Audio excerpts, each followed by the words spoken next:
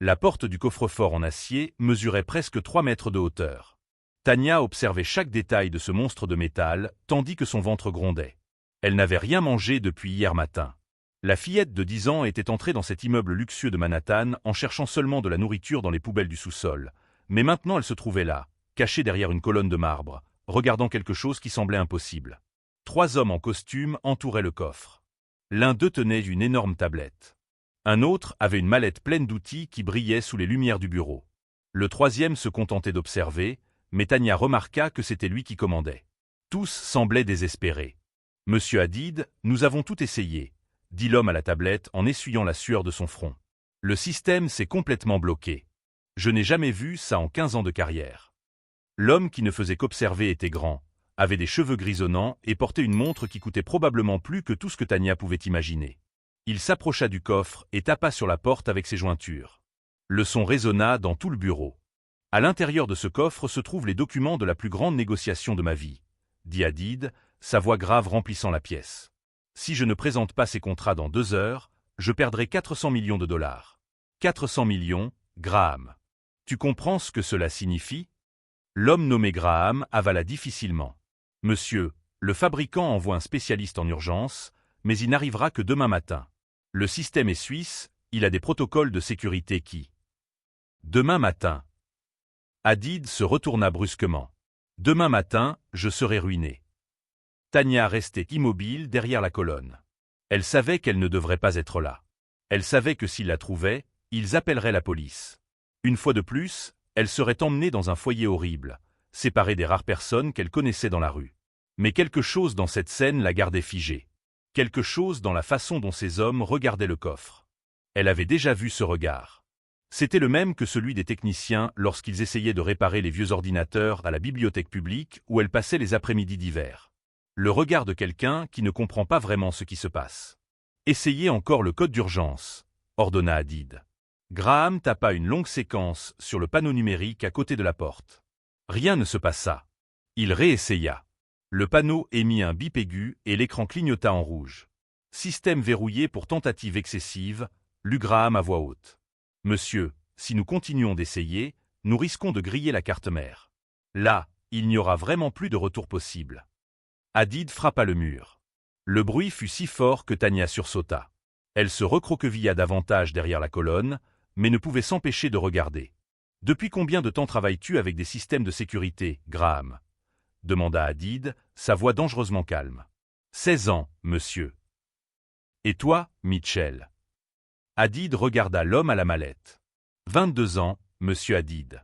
Je suis certifié par tous les principaux fabricants de coffres européens. » « Alors expliquez-moi. » Hadid croisa les bras. « Comment il est possible que 2 spécialistes avec presque 40 ans d'expérience combinée ne puissent pas ouvrir une porte ?» Personne ne répondit. Mitchell tripotait nerveusement les outils de la mallette. Graham fixait sa tablette, comme si des réponses allaient apparaître magiquement sur l'écran. C'est alors que Tania comprit. Elle vit quelque chose qu'eux ne voyaient pas. En bas du panneau numérique, presque imperceptible, il y avait une petite LED clignotant en ambre. Ce n'était pas rouge comme les autres. C'était ambre. Et ça clignotait selon un schéma précis, 3 fois rapidement, 2 fois lentement, encore 3 fois rapidement. Elle connaissait ce schéma. Elle avait vu quelque chose de similaire sur les ordinateurs de la bibliothèque lorsque le système d'exploitation passait en mode diagnostic.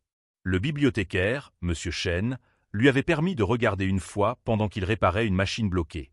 Il avait expliqué que certains systèmes avaient des modes cachés de récupération, accessibles seulement si l'on savait lire les signaux. « Le capteur d'humidité est actif », murmura Tania pour elle-même, mais sa voix résonna dans le silence tendu du bureau. 3 paires d'yeux se tournèrent immédiatement vers elle. Tania se figea. Son cœur s'emballa. Elle voulut courir, mais ses jambes ne répondirent pas. En 2 secondes, Graham était à côté de la colonne, la regardant avec un mélange de surprise et d'agacement. « C'est quoi ça? Comment es-tu entré ici ?» Hadid s'approcha. Ses yeux parcoururent Tania de haut en bas, remarquant ses vêtements sales, ses cheveux ébouriffés, son sac à dos déchiré. Il fronça les sourcils, mais ne sembla pas en colère. Il semblait curieux. « Quel capteur d'humidité ?» demanda Hadid directement à Tania. « Monsieur, je vais appeler la sécurité », commença Graham, mais Hadid leva la main pour le faire taire. « Réponds, petite. Quel capteur d'humidité ?» Tania pointa du doigt la LED d'ambre en bas du panneau. Celui-là. Il clignote 323. C'est le code du capteur d'humidité en mode alerte. Le système est bloqué parce qu'il a détecté de l'humidité là où il ne devrait pas y en avoir. Mitchell s'approcha du panneau et se baissa pour regarder la LED de près. Elle a raison pour le motif de clignotement, dit-il, surpris. Mais ça ne devrait pas. Le manuel ne mentionne rien à propos de capteur d'humidité. Parce que ce n'est pas dans le manuel, dit Tania, sa voix devenant plus assurée. C'est dans la documentation technique du fabricant. Les coffres de ce type ont des capteurs internes qui détectent les tentatives de découpage ou de perçage grâce au changement dans la composition de l'air. Si quelqu'un a renversé du liquide près des aérations ou si l'humidité a changé trop rapidement, le système interprète ça comme une tentative d'effraction et bloque tout. Hadid regarda Graham. C'est vrai. Graham feuilletait frénétiquement quelque chose sur sa tablette. Je ne sais pas. Je n'en ai jamais entendu parler. D'où tu sors ça, petite ? Tania ne répondit pas. Elle avait appris depuis longtemps que plus on parlait de soi, plus on avait d'ennuis. Mais elle ne pouvait détacher les yeux de cette LED clignotante. Si j'ai raison, dit Tania lentement, vous devez simplement réinitialiser le capteur. Mais ce n'est pas possible depuis le panneau principal. Il faut accéder au système secondaire. Quel système secondaire ? Cria presque Mitchell. Ce coffre n'a pas de système secondaire. Si, il en a un. Tania montra le côté gauche du coffre, près du sol. Là. Vous voyez ce panneau ? On dirait de la décoration, mais ça n'en est pas. Derrière, il y a un ensemble de disjoncteurs d'urgence. Hadid se baissa et passa la main sur le panneau indiqué par Tania. C'était une plaque de métal poli, parfaitement intégrée au design du coffre. Mitchell, ouvre ça. Mitchell prit un outil fin dans la mallette et força doucement la plaque. Avec un déclic, elle se détacha. Derrière, exactement comme Tania l'avait dit, il y avait une série de petits disjoncteurs et interrupteurs. Le silence dans le bureau était total. Hadid regarda Tania avec une expression qu'elle ne parvint pas à déchiffrer. Puis, pour la première fois depuis le début, il sourit. Ce ne fut pas un sourire gentil. C'était le sourire de quelqu'un qui venait de comprendre quelque chose d'intéressant. « Ouvre ce coffre, » dit Hadid, « et je te donne 100 millions de dollars. » Graham lâcha un rire nerveux. « Monsieur, avec tout le respect, c'est une enfant. Une enfant des rues. Elle ne peut pas. »« Je peux, » dit Tania. Et pour la première fois depuis très longtemps, elle croyait totalement ce qu'elle disait. Si vous aimez cette histoire, n'oubliez pas de vous abonner à la chaîne, de liker la vidéo et de laisser dans les commentaires ce que vous avez pensé de l'histoire et de quelle ville ou pays vous regardez la vidéo. Tania s'agenouilla à côté du panneau ouvert. Ses doigts tremblaient, mais ce n'était pas de la peur. C'était de l'adrénaline pure. Elle pouvait sentir les trois hommes la regarder, attendre, juger. Mitchell avait croisé les bras, clairement sceptique. Graham tenait toujours la tablette comme si c'était un bouclier. Et Hadid se contentait d'observer avec ses yeux perçants qui semblaient voir à travers les gens. « Vous avez une lampe de poche ?» demanda Tania. Mitchell leva les yeux au ciel, mais sortit une petite lampe de poche de sa mallette et la lui tendit. Tania éclaira l'intérieur du panneau. Il y avait 6 disjoncteurs alignés, chacun avec une étiquette en allemand. Elle ne savait pas lire l'allemand, mais les symboles à côté des mots racontaient toute l'histoire. Le troisième en partant de la gauche, dit-elle en pointant. Celui-là contrôle le système de capteurs environnementaux. Si je l'éteins pendant 30 secondes et que je le rallume, le système va se réinitialiser. Et si tu te trompes ? Demanda Graham. Si tu coupes le mauvais disjoncteur, tu peux tout griller pour de bon. Ce coffre coûte plus de 2 millions de dollars. Tania le regarda droit dans les yeux. Alors vous avez une meilleure idée. Personne ne répondit. Hadid fit un geste de la main. Continue. Tania inspira profondément et abaissa le disjoncteur. Il y eut un léger clic et toutes les LED du panneau principal s'éteignirent. Le bureau devint étonnamment silencieux. Elle commença à compter mentalement. 1, 2, 3. Le temps semblait avancer au ralenti. 15, 16, 17. Sa main commença à transpirer. 28, 29, 30. Elle remit le disjoncteur en position. Pendant un instant, rien ne se passa. Le panneau resta sombre. Graham laissa échapper un souffle frustré. Mitchell secoua la tête. Tania sentit son estomac se nouer. S'était-elle trompée ? Venait-elle de détruire la seule chance qu'avait Hadid de récupérer ses documents ? Puis le panneau principal cligna. Une fois, 2 fois, et devint vert. Système restauré, annonça une voix électronique en anglais avec un accent européen. Mode de sécurité désactivé. En attente du code d'accès. Mitchell laissa tomber l'outil qu'il tenait. Le bruit résonna dans le bureau comme un coup de feu. Graham resta bouche bée, regardant le panneau puis Tanya, puis de nouveau le panneau. Hadid ne montra aucune émotion, mais Tanya vit quelque chose changer dans ses yeux. Du respect. Ou peut-être quelque chose de plus dangereux. Tape le code, Graham, ordonna Hadid. Graham se précipita vers le panneau et saisit une longue séquence de chiffres. Cette fois, aucun bip d'erreur ne retentit. La porte du coffre émit un son mécanique profond, comme un énorme soupir, et commença lentement à s'ouvrir. À l'intérieur, Tanya pouvait voir des piles de dossiers, des boîtes soigneusement rangées et, au centre, une mallette en cuir. Hadid entra dans le coffre et prit la mallette. Il l'ouvrit, vérifia rapidement le contenu et la referma avec un sourire satisfait. Parfait. Absolument parfait. Il sortit du coffre et regarda Tanya. Comment tu t'appelles? Tanya. Tanya. Juste Tanya? Elle hésita. Tanya Brox. Bien, Tanya Brox. Hadid posa la mallette sur l'immense table en acajou qui dominait le bureau. Tu viens de me sauver de perdre la plus grande négociation de ma carrière. Une promesse est une promesse. Il prit le téléphone sur la table et composa un numéro. Jennifer? Oui, c'est moi. J'ai besoin que tu prépares un virement. Oui, tout de suite. 100 millions de dollars. Il regarda Tanya. Tu as un compte bancaire. Tanya faillit rire. Un compte bancaire. Elle, qui dormait sous un pont sur la 3e avenue. Elle, pour qui un bon jour était un jour où elle parvenait à trouver 5 dollars en pièces. Non. Hadid fronça les sourcils, réfléchissant. Graham, tu connais un avocat capable d'ouvrir un fonds fiduciaire d'urgence. Monsieur, dit Graham en avançant d'un pas, la voix prudente. Avec tout le respect, vous allez vraiment donner 100 millions de dollars à une enfant inconnue. J'ai donné ma parole, répondit Hadid simplement. Ma parole vaut plus que n'importe quel contrat. Il se tourna vers Tanya. Mais Graham a raison sur un point. Tu es mineur. Où sont tes parents? La question frappa Tanya comme un coup de poing dans l'estomac. Elle sentit ses défenses se relever immédiatement. Je n'ai pas de parents. Responsable légal.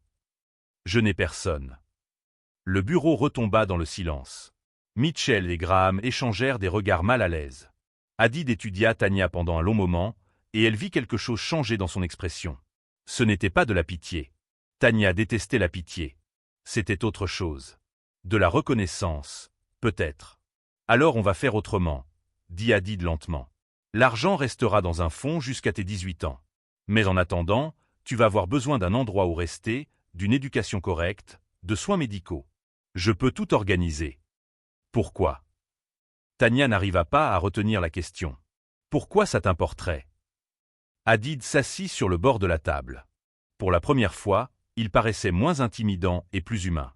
Tu sais combien de personnes diplômées, avec des certifications impressionnantes, sont passées dans ce bureau aujourd'hui pour essayer d'ouvrir ce coffre? 7 spécialistes, Tanya. Et aucun d'eux n'a vu ce que tu as vu. Aucun n'a pensé comme tu as pensé. Il désigna le coffre encore ouvert. Tu veux savoir ce que je vois quand je te regarde? Je vois quelque chose qui ne peut pas être acheté, qui ne peut être enseigné dans aucune école prestigieuse. Je vois un potentiel authentique gaspillé parce que le monde a décidé que tu ne mérites pas de chance. Mitchell toussa légèrement. Monsieur Hadid, peut-être devrions-nous appeler les services sociaux. Ils sauraient mieux gérer cette situation. Non. Tanya parla plus fort qu'elle ne l'avait voulu. L'idée de retourner dans le système, dans des foyers surpeuplés avec des assistants sociaux qui la traitaient comme un numéro, fit se serrer sa poitrine. Je ne veux pas de services sociaux. Je ne veux pas de charité. Ce n'est pas de la charité, dit Hadid.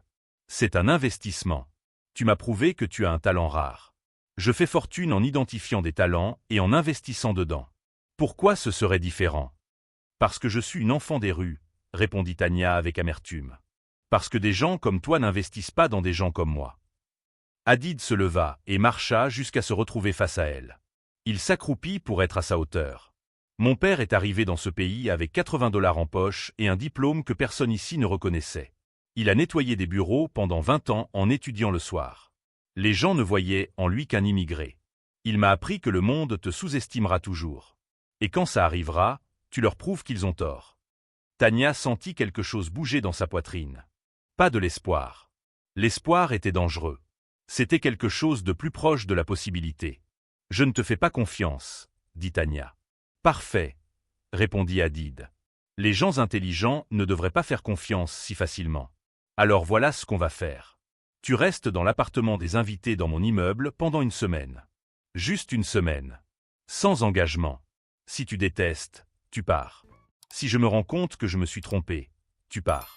Mais si ça marche vraiment, alors on parlera d'avenir. Tania regarda le coffre ouvert, les hommes en costume, le bureau luxueux plus grand que tous les endroits où elle avait dormi dans sa vie. Elle pensa au pont froid où elle avait passé la nuit précédente. À la faim constante, à la peur de chaque nuit, à la solitude écrasante de vivre invisible dans une ville pleine de monde. Une semaine, dit Tania finalement. Hadid tendit la main. Une semaine. Quand Tania serra sa main, elle remarqua quelque chose d'étrange. Les mains d'Hadid étaient calleuses. Ce n'étaient pas les mains douces de quelqu'un qui avait toujours eu de l'argent. C'étaient les mains de quelqu'un qui avait travaillé dur. Très dur. Peut-être, juste peut-être, il comprenait vraiment.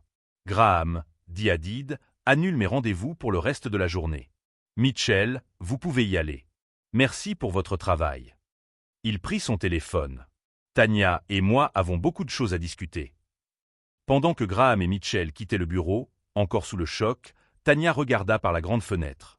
Manhattan s'étendait sous eux, les lumières commençant à s'allumer dans l'après-midi qui s'assombrissait. Quelque part là-bas se trouvait le pont où elle dormait. La bibliothèque où elle se cachait du froid. Les rues qu'elle connaissait mieux que n'importe quel plan. Mais maintenant, pour la première fois, elle regardait cette ville d'en haut. La première nuit dans l'appartement pour invités fut la pire. Tania n'arriva pas à dormir. Le lit était trop mou. Le silence trop effrayant. Dans la rue, il y avait toujours du bruit, du mouvement, un danger constant qui gardait ses sens en alerte. Ici, entourée de murs épais et de vitres insonorisées, elle se sentait étouffée. À 3 heures du matin, elle renonça à essayer de dormir et alluma les lumières. L'appartement avait une chambre, un salon, une petite cuisine mais complète, et une salle de bain plus grande que certains endroits où elle avait déjà vécu entière. Dans le réfrigérateur, il y avait suffisamment de nourriture pour une semaine. Des vêtements neufs, encore avec les étiquettes, étaient suspendus dans l'armoire. Tania toucha le tissu doux d'un chemisier bleu et retira rapidement la main, comme si cela pouvait brûler. Elle marcha jusqu'à la fenêtre. Du 14e étage, Manhattan ressemblait à un océan de lumière. Elle chercha le pont où elle avait l'habitude de dormir, mais ne parvint pas à le repérer. Tout semblait différent d'ici. Lointain. Irréel. Tu vas tout gâcher, dit-elle à son reflet dans la vitre. Comme toujours. Mais quelque chose en elle, quelque chose de têtu qui l'avait maintenue en vie dans les rues pendant 3 ans, n'y croyait pas. Pas encore. Le lendemain matin, Hadid frappa à la porte à 8 heures précises. Il portait un jean et une chemise simple, très différente du costume coûteux de la veille. Il tenait 2 gobelets en papier avec du café. Il en tendit un à Tania. « C'est du chocolat chaud, dit-il. J'ai imaginé que tu n'aimais pas le café. » Tania prit le gobelet, méfiante. Elle en but une gorgée. C'était parfait. Pas trop sucré, pas trop chaud. Merci. Tu as bien dormi. Non. Hadid hocha la tête comme s'il s'attendait à cette réponse. La première nuit en sécurité est toujours la pire. Ton corps ne sait pas encore comment gérer l'absence de danger. Il s'assit sur le canapé et fit un geste pour que Tania s'assoie aussi. Quand mon père a finalement réussi à louer notre premier appartement, je suis resté éveillé 3 nuits d'affilée. J'avais 7 ans et j'étais convaincu que quelque chose de mauvais allait arriver. Que nous allions tout perdre à nouveau. Et vous avez perdu ? Demanda Tania. Presque. Plusieurs fois. Mais mon père avait quelque chose que personne ne pouvait lui prendre. Il connaissait la valeur du savoir. Alors, Tania Brox, découvrons ce que tu sais vraiment. Au cours des heures suivantes, Hadid posa des questions. Beaucoup de questions. Comment elle avait appris sur les systèmes électroniques? Où elle avait étudié? Qui lui avait enseigné? Tania répondit d'abord avec hésitation, mais bientôt les mots commencèrent à affluer. Elle raconta la bibliothèque publique, le monsieur Chen qui la laissait regarder pendant qu'il réparait des ordinateurs. Elle parla des livres de technologie qu'elle lisait en cachette au fond, des vidéos tutoriels qu'elle regardait sur les ordinateurs publics en utilisant des sessions de 15 minutes qu'elle prolongeait en changeant de machine. Elle parla des nuits passées à observer les techniciens travailler dans les immeubles à travers les fenêtres, absorbant chaque geste, chaque outil, chaque processus. Tu es autodidacte, dit Hadid, impressionné. Complètement autodidacte. Je n'avais pas le choix, répondit Tania. L'école m'a expulsé après la mort de ma mère. Je n'avais pas d'adresse fixe, pas de documents en ordre. Pour eux, j'ai simplement cessé d'exister. Hadid resta silencieux un moment.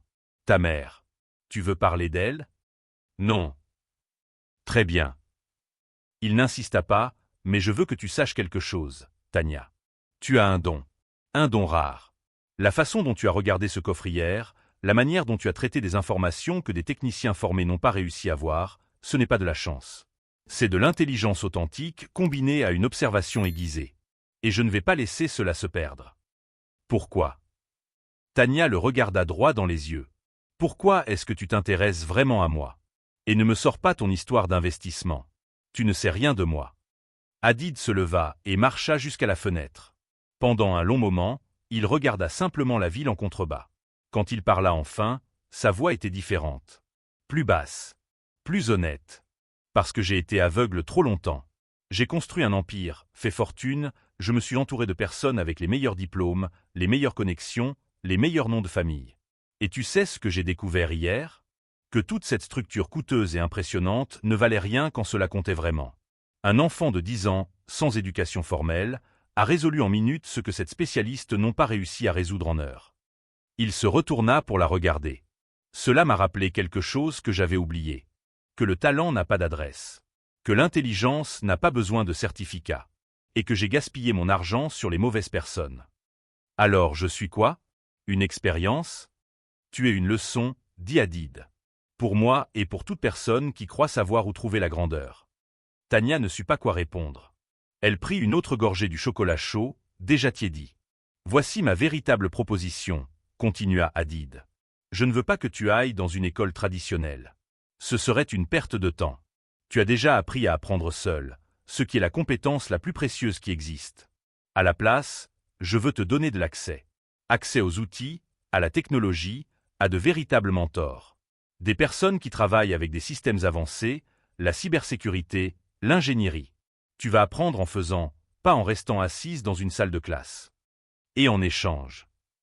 Tania connaissait assez bien le monde pour savoir que rien n'était gratuit. En échange, tu m'aides à trouver d'autres personnes comme toi. Des enfants dont les talents sont gaspillés parce que personne ne regarde aux bons endroits. Tu as été invisible, Tania. Tu sais où les invisibles se cachent. Ensemble, nous pouvons changer cela. Tania sentit quelque chose d'étrange dans sa poitrine. Ce n'était pas de la méfiance cette fois. C'était quelque chose qu'elle n'avait plus ressenti depuis des années. Un but. J'ai une condition, dit-elle. Dis-moi. L'argent. Les 100 millions. Je ne veux pas tout garder pour moi. Je veux qu'ils soient utilisés pour créer quelque chose de plus grand. Quelque chose qui aide les enfants comme j'étais. Pas de la charité. Des opportunités réelles. Hadid sourit. Ce fut le premier sourire authentique que Tania vit chez lui. Tu as 10 ans et tu penses déjà comme une visionnaire. J'accepte ta condition. D'ailleurs, je l'exige. Il lui tendit la main de nouveau. Alors nous avons un accord. Tania regarda la main tendue. Elle pensa à tout ce qu'elle avait perdu. À tout ce qu'elle pouvait encore perdre. Mais elle pensa aussi à quelque chose de nouveau.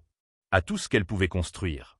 À tous les autres enfants invisibles qui étaient encore là dehors, attendant que quelqu'un les voie vraiment. Nous avons un accord. En serrant la main d'Hadid, Tania sentit quelque chose changer en elle. Ce n'était pas une confiance complète. Pas encore. Mais c'était un début. Et pour quelqu'un qui avait vécu si longtemps sans aucun début, c'était tout. Alors commençons aujourd'hui, dit Hadid en prenant son téléphone. J'ai quelques collègues qui voudront te rencontrer.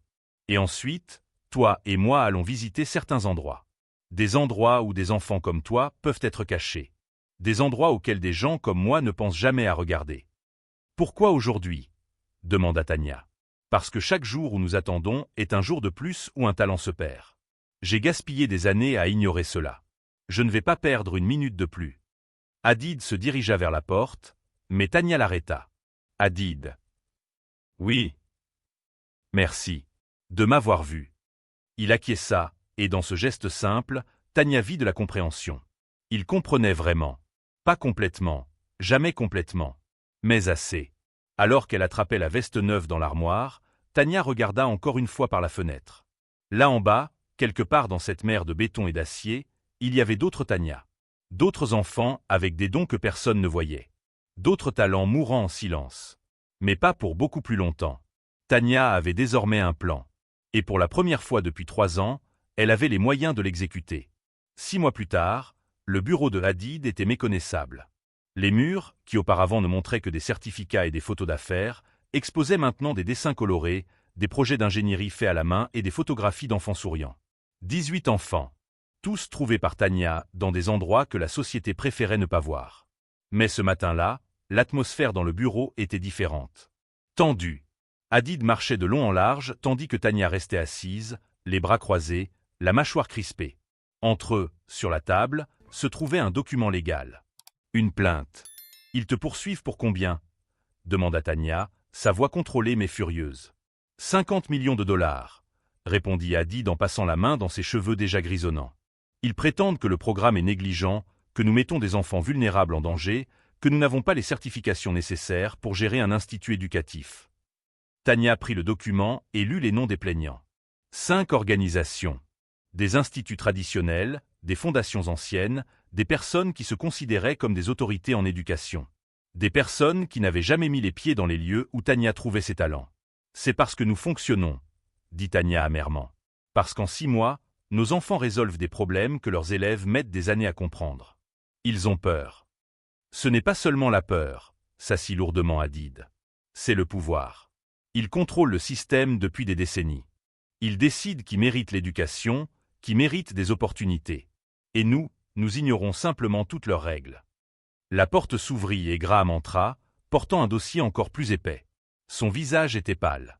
Monsieur Hadid, ça empire. Le procureur enquête.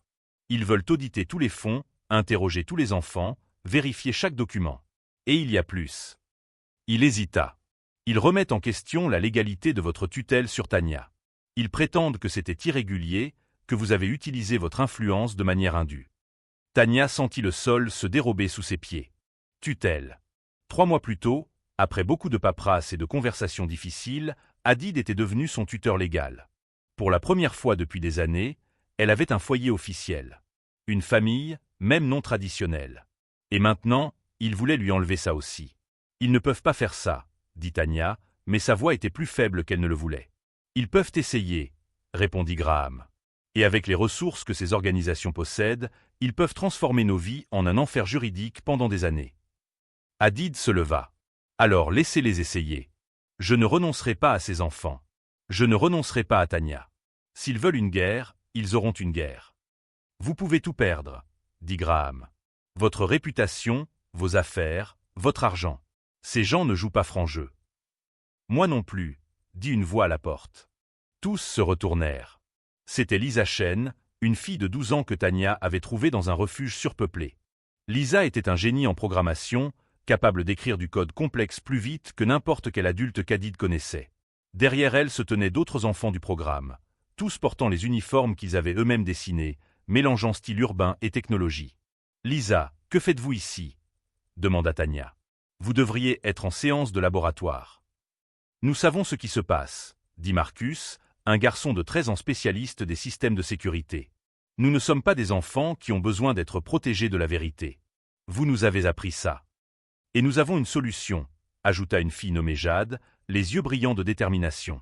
Hadid croisa les bras. « Quel genre de solution ?» Lisa posa un ordinateur portable sur la table et tourna l'écran pour que tout le monde puisse voir. « Nous avons enquêté sur ces organisations. Discrètement. Et nous avons trouvé des choses intéressantes. » Sur l'écran apparurent des documents, des tableaux, des emails. Tania se pencha pour mieux voir. L'Institut Hamilton, Lisa pointa le premier fichier, reçoit des millions de dollars de dons publics pour des programmes d'éducation pour enfants défavorisés. Mais seulement 3% de cet argent atteint réellement les enfants. Le reste paie d'énormes salaires pour les dirigeants et des fêtes de collecte de fonds dans des hôtels de luxe. La fondation Brightwood, montra Marcus avec un autre ensemble de documents, prétend avoir 500 élèves boursiers. Nous avons piraté leur système. Il n'y en a que 80. Et ces 80 sont choisis par des connexions familiales, pas par mérite. Vous les avez piratés. Graham était alarmé. C'est illégal. Pas si vous avez la permission, dit Jade avec un sourire. Et il se trouve qu'un membre du conseil de Brightwood avait laissé son mot de passe sur un post-it qui est apparu sur une photo publique sur LinkedIn. Nous avons simplement utilisé des informations accessibles au public. Tanya regarda les enfants avec un mélange de fierté et d'inquiétude. Vous avez fait ça seul. Vous nous avez appris à chercher ce que les gens ne veulent pas montrer, dit Lisa. À questionner les systèmes. À ne pas accepter les choses telles qu'elles nous sont présentées. Alors c'est ce que nous avons fait. Hadid examina attentivement l'écran. C'est compromettant. Si ces informations étaient divulguées, ces organisations perdraient leur crédibilité. Elles perdraient leur financement. Elles pourraient même être investiguées. Exactement, dit Marcus. Ils nous ont attaqués en premier. Nous ne faisons que nous défendre. Non, dit Tanya soudainement. Tous la regardèrent, surpris. Ce n'est pas comme ça que nous allons faire. Mais Tanya, protesta Lisa, ils essaient de détruire tout ce que nous avons construit. Et si nous utilisons ces armes, nous deviendrons exactement comme eux. Tanya se leva et s'approcha des enfants. Vous avez fait un travail incroyable. Vraiment. Vous m'avez rendu fier.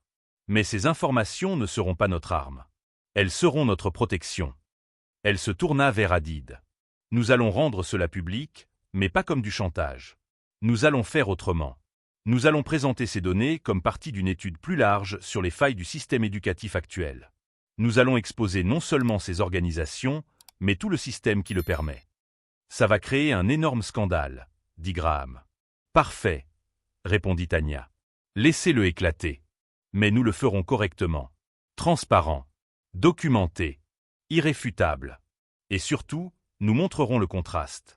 Montrer ce que nos enfants ont accompli en 6 mois comparé à ce que ces institutions ont accompli en décennies avec 100 fois plus de ressources. Hadid sourit lentement. Tu veux transformer leur attaque en notre moment de plus grande visibilité. Ils nous ont offert une tribune nationale, dit Tanya. Ce serait idiot de ne pas l'utiliser. Au cours de la semaine suivante, tout se mit à bouger rapidement. Tanya et les enfants préparèrent une présentation détaillée. Non seulement en exposant les failles des organisations qui les attaquaient, mais en montrant des données concrètes sur le succès de l'Institut Hadid. Les mesures d'apprentissage, les projets réalisés, les problèmes résolus. Tout documenté, vérifié, impossible à ignorer. Hadid utilisa ses contacts pour garantir que la présentation ait lieu non pas dans un tribunal, mais lors d'une audience publique télévisée. Il transforma le procès en débat sur l'avenir de l'éducation. Le jour de l'audience, Tanya était nerveuse. Pas pour ce qu'elle allait dire, mais pour le nombre de personnes présentes. Caméras, journalistes, autorités. Tous attendaient de voir ce qu'une enfant des rues avait à dire sur l'éducation. Elle monta sur le podium, respira profondément, et commença à parler. Pas comme une enfant demandant la permission, mais comme quelqu'un qui avait le droit d'être là. Quelqu'un qui avait prouvé sa valeur non pas une, mais 18 fois. Une fois pour chaque enfant qu'elle avait aidé à trouver son chemin. Je m'appelle Tanya Brooks, commença-t-elle, sa voix claire résonnant dans l'auditorium. Et je suis venue ici aujourd'hui non pas pour me défendre, mais pour défendre des milliers d'enfants qui n'auront jamais la chance que j'ai eue. La chance de prouver qu'ils existent, qu'ils comptent, qu'ils sont brillants. Elle regarda directement les représentants des organisations qui les poursuivaient. Vous avez raison sur une chose. Nous n'avons pas suivi vos règles. Parce que vos règles ont été faites pour nous rendre invisibles. Et ensuite, Tanya montra tout. Chaque chiffre, chaque donnée, chaque histoire. Pas avec colère, mais avec la vérité implacable de quelqu'un qui avait vécu dans les deux réalités. Lorsque Tanya termina sa présentation, l'auditorium tomba dans un silence absolu. Personne n'applaudit. Personne ne bougea. C'était le genre de silence qui survient lorsque la vérité est si claire que toute réponse semble inadéquate. Puis, lentement, une personne se leva. Puis une autre. Et encore une autre. En moins d'une minute, l'ensemble de l'auditorium était debout. Non seulement applaudissant, mais beaucoup avec des larmes aux yeux. Les journalistes oublièrent leurs notes. Les autorités oublièrent leurs discours préparés. Car ce qu'ils venaient de voir n'était pas un enfant se défendant. C'était une révolution qui se déclarait. Les représentants des organisations qui avaient poursuivi l'Institut Hadid restèrent assis, leurs visages rouges de colère et de honte. L'un d'eux tenta de se lever pour répondre, mais le juge qui présidait l'audience leva la main. « Je crois, » dit le juge, regardant directement les plaignants, « que nous avons tous beaucoup à réfléchir ici. Cette audience est suspendue pour une semaine. Et je suggère fortement aux parties de considérer si elles veulent vraiment poursuivre ce procès. » Hadid retrouva Tania en sortant de l'auditorium. Il ne dit rien, se contenta de poser sa main sur son épaule. Il n'avait pas besoin de parler. Ses yeux disaient tout. Dans les jours qui suivirent, tout changea. La vidéo de la présentation de Tania devint virale. 3 millions de vues le premier jour. 10 millions la première semaine. Des personnes de tout le pays commencèrent à partager leurs propres histoires de talents ignorés, d'enfants brillants perdus dans le système, d'opportunités qui n'étaient jamais arrivées. Les organisations qui avaient poursuivi l'Institut retirèrent discrètement leurs accusations. 2 d'entre elles fermèrent leurs portes après que des enquêtes révélèrent des irrégularités encore pires que celles découvertes par Lisa et Marcus. La 3e tenta de se réformer, mais perdit 80% de ses donateurs en un mois. Mais le plus important n'était pas ce qui avait disparu. C'était ce qui apparaissait. 6 mois après l'audience, Tania se tenait sur une scène très différente. C'était l'inauguration du complexe éducatif qui porterait son nom. L'Institut Tania Brooks occupait un bâtiment entier dans le Bronx, avec des laboratoires technologiques, des ateliers d'ingénierie, des studios d'art et de sciences. Mais ce qui rendait l'endroit spécial n'était pas les installations. C'étaient les personnes. 300 enfants. Tous trouvés dans les endroits invisibles de la ville.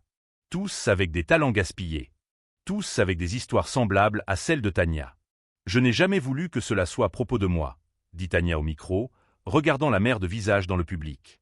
Enfants, parents, donateurs, journalistes, politiciens. Mais j'ai appris quelque chose d'important. Parfois, il faut devenir visible pour rendre les autres visibles. Parfois, il faut raconter son histoire pour que d'autres histoires puissent être entendues. Elle vit Hadid assis au premier rang. À côté de lui se tenaient Lisa, Marcus, Jade et tous les autres enfants qui formaient le premier groupe de l'Institut.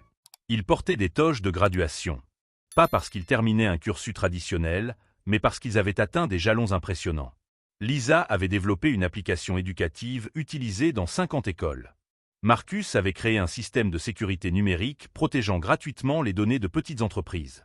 Jade avait publié un article scientifique sur les modèles climatiques qui avait surpris les experts diplômés. Cet endroit existe parce que quelqu'un a regardé au-delà de ce que j'étais, continua Tania. Hadid m'a donné une chance quand personne d'autre ne l'aurait fait. Mais il m'a donné quelque chose de plus important encore. Il m'a donné la responsabilité. Il ne m'a pas traité comme une enfant à sauver. Il m'a traité comme quelqu'un capable de sauver les autres. Elle fit une pause, choisissant soigneusement ses prochains mots. Il existe un mythe dangereux dans notre société. Le mythe selon lequel le talent et l'intelligence sont rares. Que seules quelques personnes spéciales naissent avec ces dons. Mais j'ai été dans les rues. J'ai vu des enfants résoudre des problèmes complexes juste pour survivre un jour de plus. J'ai vu l'ingéniosité, la créativité et l'intelligence s'épanouir dans les endroits les plus improbables. Le problème n'a jamais été le manque de talent. C'était le manque de personnes prêtes à chercher. Des applaudissements interrompirent son discours. Elle attendit que le silence revienne. Alors voici mon défi pour vous. Tania regarda directement les caméras qui diffusaient l'événement en direct. Cessez de chercher le talent uniquement dans les endroits évidents. Cessez de croire qu'une école chère, une adresse prestigieuse ou un nom célèbre sont des signes de potentiel. Commencez à regarder vraiment. L'enfant silencieux dans la bibliothèque. L'adolescent qui répare des téléphones au coin de la rue. La fille qui résout les problèmes différemment. Ils sont là. Ils ont toujours été là. Ils attendent juste que quelqu'un les voie vraiment. Après la cérémonie, tandis que les journalistes posaient des questions et que les photographes capturaient chaque moment, Tania s'échappa sur le toit du bâtiment.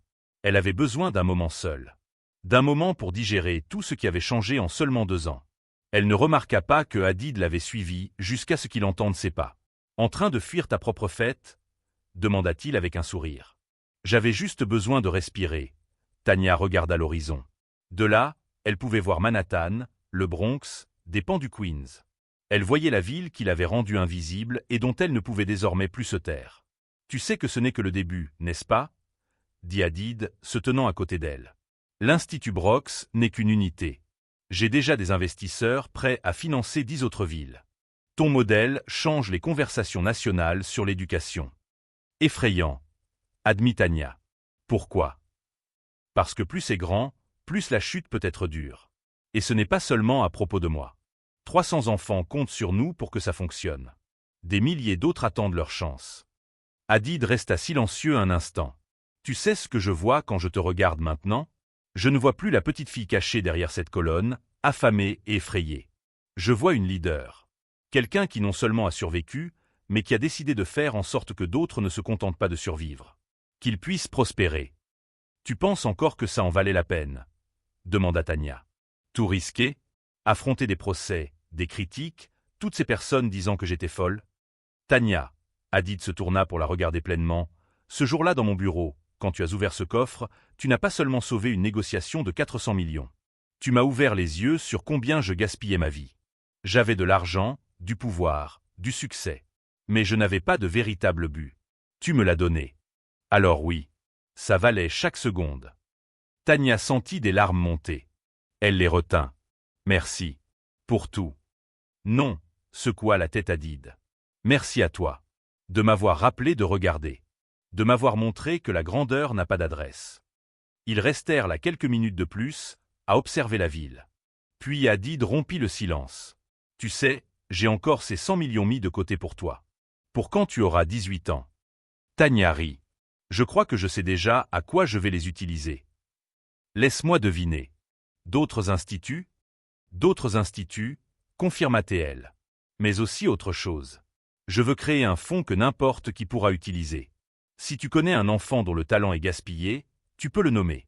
Nous enquêtons, vérifions, et si c'est réel, nous investissons. Peu importe où il se trouve. Peu importe d'où il vient. Un système de recherche de talent décentralisé, Hadid sourit. Ingénieux. J'ai appris du meilleur. Ils retournèrent ensemble à la fête.